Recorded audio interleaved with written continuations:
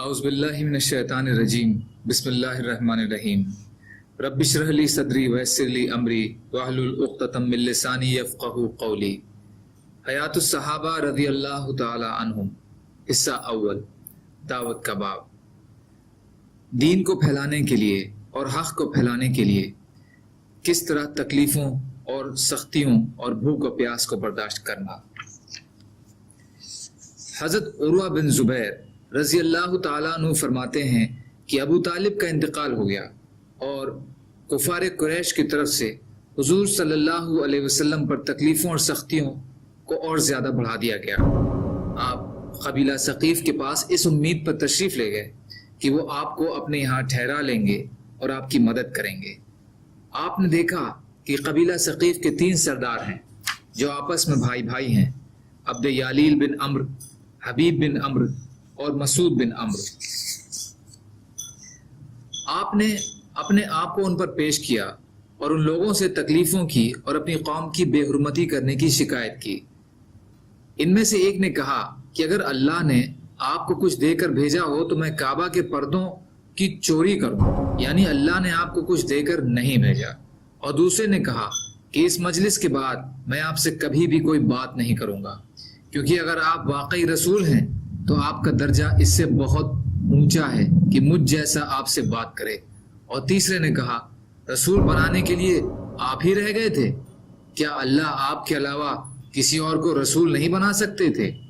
اور آپ نے ان سے جو بات کی اسے انہوں نے سارے قبیلے میں پھیلا دیا اور وہ سب جمع ہو کر حضور صلی اللہ علیہ وسلم کا مذاق اڑانے لگے اور آپ کے راستے پر 2 صفیں بنا کر بیٹھ گئے اور انہوں نے اپنے ہاتھوں میں پتھر لے لیے اور آپ صلی اللہ علیہ وسلم جو بھی قدم اٹھاتے یا رکھتے اسے پتھر مارتے اور آپ کا مذاق بھی اڑاتے۔ جب آپ ان کی صفوں سے آگے نکل گئے اور ان کافروں سے چھٹکارا پایا تو آپ صلی اللہ علیہ وسلم ان لوگوں کے ایک انگوروں کے باغ میں چلے گئے اور ایک انگور کی بیل کے نیچے سائے میں بیٹھ گئے۔ آپ بہت غمگین، اداس اور دکھی تھے اور آپ کے دونوں قدموں سے خون بہہ رہا تھا۔ اسی باغ میں عتبہ بن ربیعہ اور شیبہ بن ربیعہ کافر بھی تھے۔ جب آپ نے ان دونوں کو دیکھا تو ان کے پاس جانا پسند نہ فرمایا، کیونکہ آپ جانتے تھے کہ یہ دونوں اللہ اور اس کے رسول کے دشمن ہیں۔ حالانکہ آپ سخت تکلیف و پریشانی میں تھے۔ ان دونوں نے اپنے غلام عداس کو انگور دے کر حضور صلی اللہ علیہ وسلم کی خدمت میں بھیجا۔ عداس عیسائی تھے اور نینوا جگہ کے رہنے والے تھے۔ عداس نے آ کر حضور صلی اللہ علیہ وسلم کے سامنے انگور رکھ دیے۔ حضور صلی اللہ علیہ وسلم نے انگور کھانے کے لیے بسم اللہ پڑھی۔ اس سے عداس کو بڑا تعجب ہوا۔ آپ نے ان سے پوچھا، تم کہاں کے رہنے والے ہو؟ انہوں نے کہا، میں نینوا کا رہنے والا ہوں۔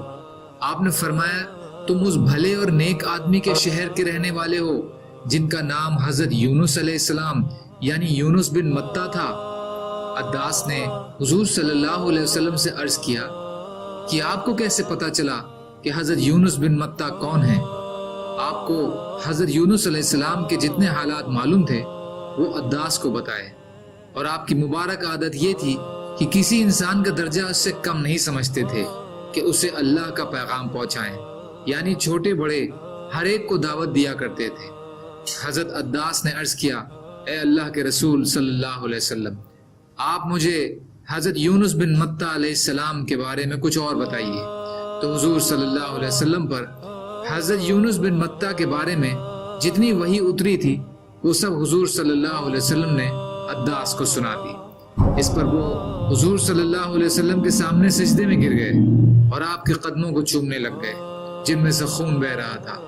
جب عتبہ اور اس کے بھائی شیبہ نے اپنے غلام کو یہ کرتے ہوئے دیکھا تو دونوں بھونچک کے رہ گئے۔ جب عداس ان دونوں کے پاس واپس آئے تو ان دونوں نے ان سے کہا کہ تم کو کیا ہوا تھا؟ تم نے محمد کو سجدہ بھی کیا صلی اللہ علیہ وسلم اور ان کے قدموں کو بھی چوما، اور ہم نے تم کو ہم میں سے کسی کے ساتھ ایسا کرتے تو نہیں دیکھا۔ حضرت عداس نے کہا، یہ ایک بھلے آدمی ہیں اور انہوں نے مجھے کچھ ایسی باتیں بتائی ہیں جو مجھے اس رسول کے بارے میں معلوم تھیں جن کو اللہ نے ہماری طرف بھیجا تھا، جن کو حضرت یونس بن متہ علیہ السلام کہا جاتا ہے، اور انہوں نے مجھے بتایا کہ وہ اللہ کے رسول ہیں۔ اس پر وہ دونوں ہنس پڑے اور کہنے لگے، ارے یہ آدمی تمہیں تمہاری عیسائیت سے نہ ہٹا دے، یہ آدمی بہت دھوکہ دیتا ہے۔ پھر حضور صلی اللہ علیہ وسلم مکہ تشریف واپس لے آئے۔ دلائل النبوت پیج نمبر 103۔ سبحان اللہ و بحمدہ، سبحانک اللہم و بحمدک، اشہد ان لا الہ الا انت، استغفرک و اتوب الیک۔ سبحان ربک رب العزت عما یصفون وسلام علی المرسلین والحمد للہ رب العالمین، برحمتک یا ارحم الراحمین، لا الہ الا اللہ محمد رسول اللہ۔